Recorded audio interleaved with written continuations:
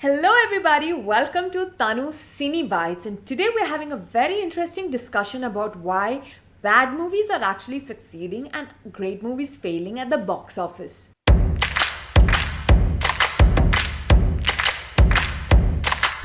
Recently, I received so many comments on my channel to actually watch a Malayalam movie named Aattam, and I was actually surprised because I never heard of this movie before.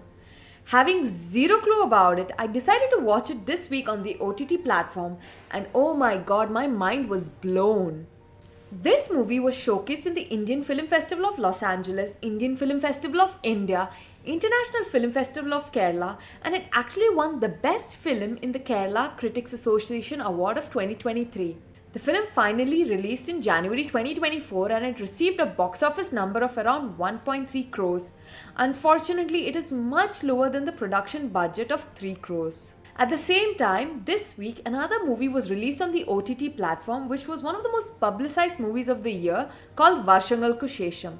And there's a huge discussion going on Reddit where several netizens have raised their voice against how mediocre this movie is.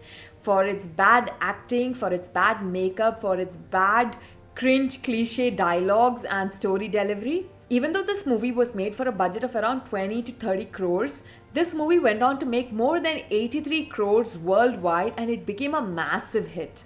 How is it that certain mediocre movies go on to become such massive blockbuster hits while other well-written, well-crafted movies do not get their fair due? Let's find out. Reason 1 is the star power. Varshangalku Shesam featured some of the biggest names in the industry. It is directed by Vineeth Srinivasan and it had actors with big surnames which included Mohanlal, Srinivasan and Priyadharshan.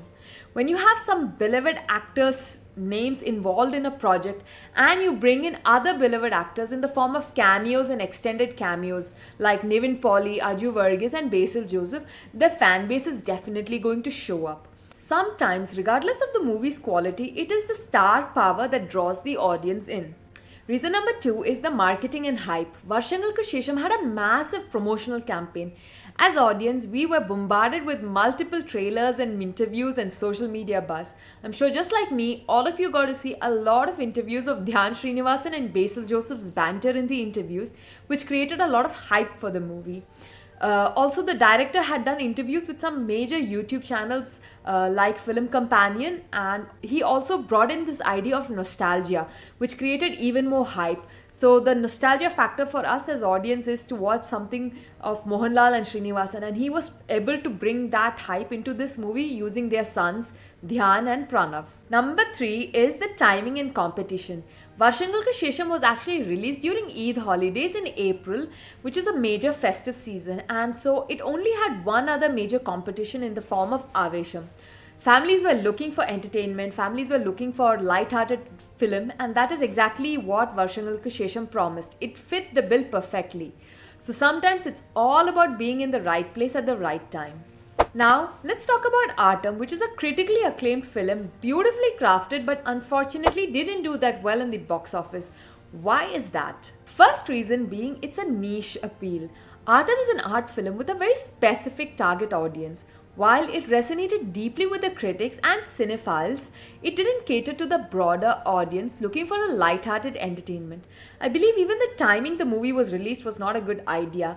It was New Year season and the movie released in January. So everyone is looking for something festive and fun to watch, and nobody, I believe, a lot of people did not want to watch something very serious in the cinemas. Number 2 is the limited marketing.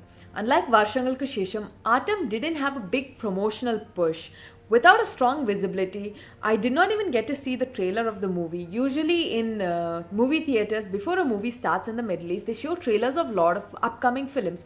I never got to see the trailer of the movie Aattam. So, without a strong visibility, even the best films get unnoticed by the masses. Reason number 3 is tough competition. Like I said earlier, I believe the timing the movie was released was not great. Aattam was released on January 5th with 5 other Malayalam movies and a lot of other movies from Hindi and English that was giving audiences a lot of variety to choose from. So competing for screen space and audience attention was an uphill battle that Aattam just couldn't win. What we can learn from these two movies is that it's very clear that a box office success isn't solely based on the quality of the film. There's so many other factors that come into play, such as the star power, the marketing, timing, and competition. It all plays a crucial role. If we call a movie amazing and beautiful, it definitely has to do with the script and story of the movie, which eventually will get its due, but it cannot be a box office success. So that's it, guys. Let me know what you thought in the comments below. Do you think Varshangalku Shesham deserved its success, or are people being really harsh right now? Do you think Aattam was robbed of its due recognition? Let me know all what you think about it. At the same time, please don't forget to like, share, and subscribe. Until next time, take care. Ciao, ciao.